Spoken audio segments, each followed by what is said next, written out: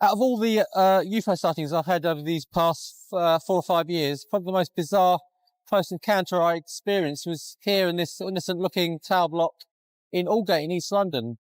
The actual event occurred in June 1999. Kicked off with an unusual appearance of a craft over in Oxley's Wood in South East London. It might be a bit muddy. Yeah.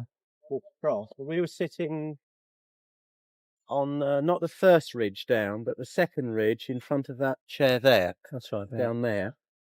Where did that thing come from? We looked over here, wasn't it? approximately this area here. Yeah.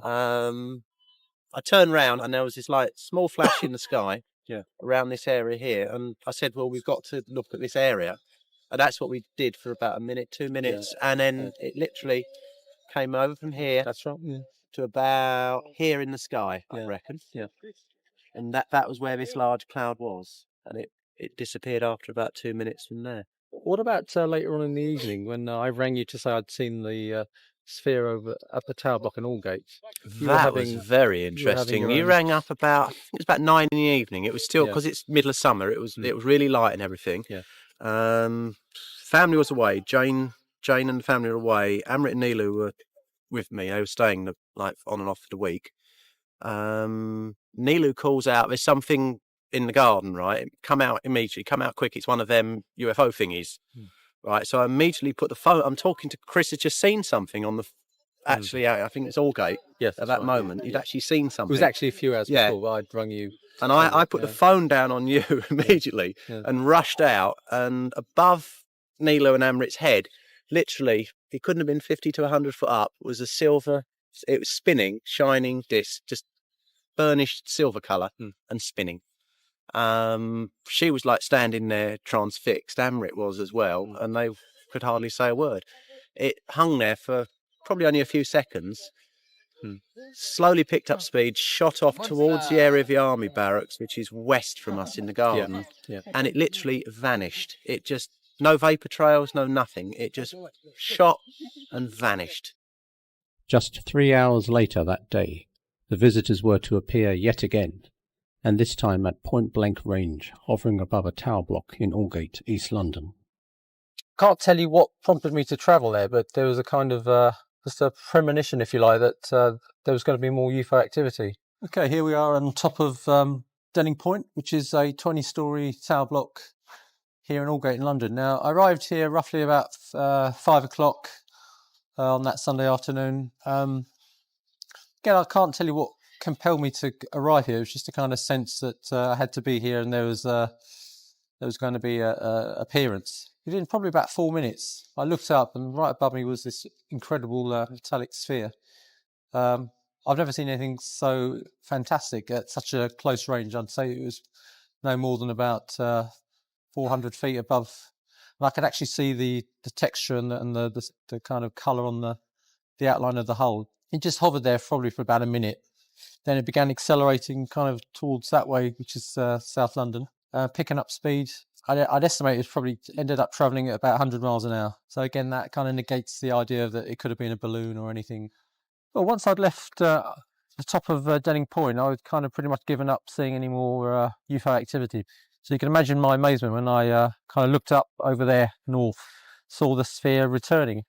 I literally took two steps back because I couldn't believe what I was seeing. The thing came towards me, was slowing down, literally came to a complete halt above me, again at 90-degree angle, hovered there, I'd say, for about a minute, and then just blinked out, disappeared. Didn't see it accelerate or go anywhere, it just disappeared.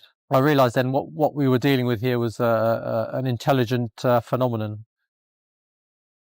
Anyway, I got to see this footage, and I thought, this is remarkable. This surely must be one of the first pieces of film footage in the UK that just show an intelligently controlled object in close contact with someone who's filming it.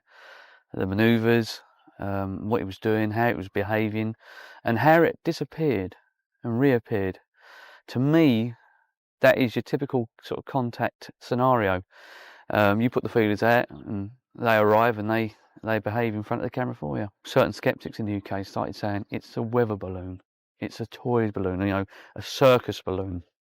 I thought, well, we've got to approach the right companies who deal with all these weather balloons to see if in fact, it is a weather balloon from the perspective. Anyway, the initial run was to contact the Ministry of Defence, which is the usual sort of thing.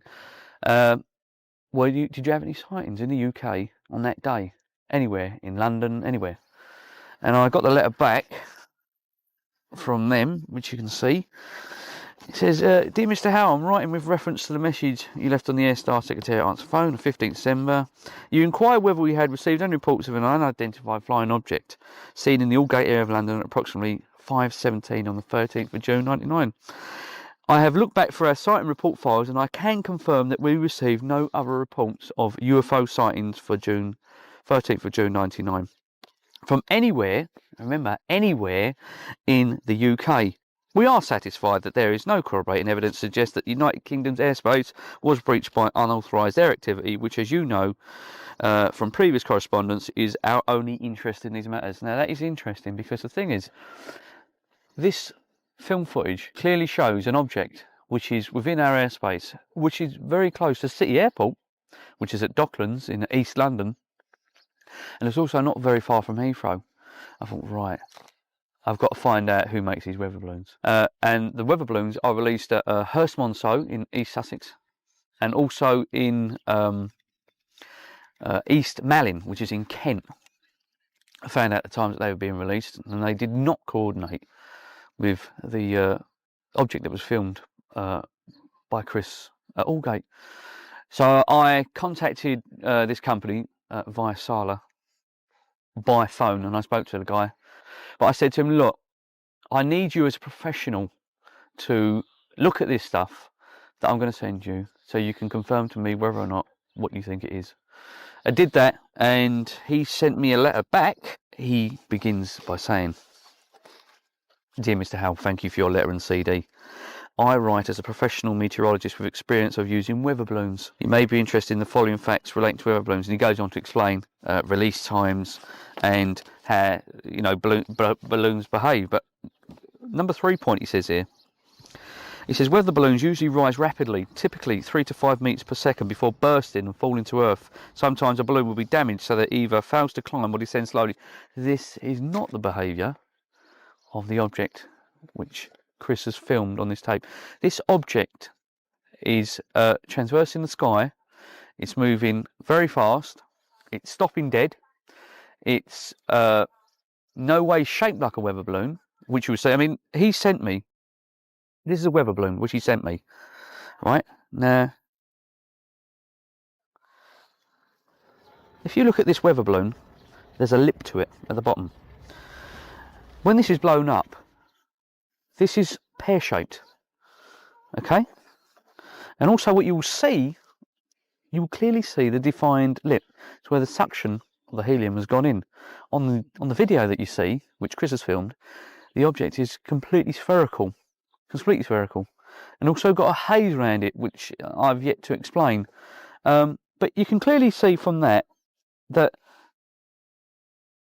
being a weather balloon, I personally, myself, would clearly be able to define the shape of this, which I say is more or less pear-shaped when blown up, because as you can see it will stretch, to the object which is on the tape, which is totally spherical. So the weather balloon theory, as far as I'm concerned, is not a feasible one.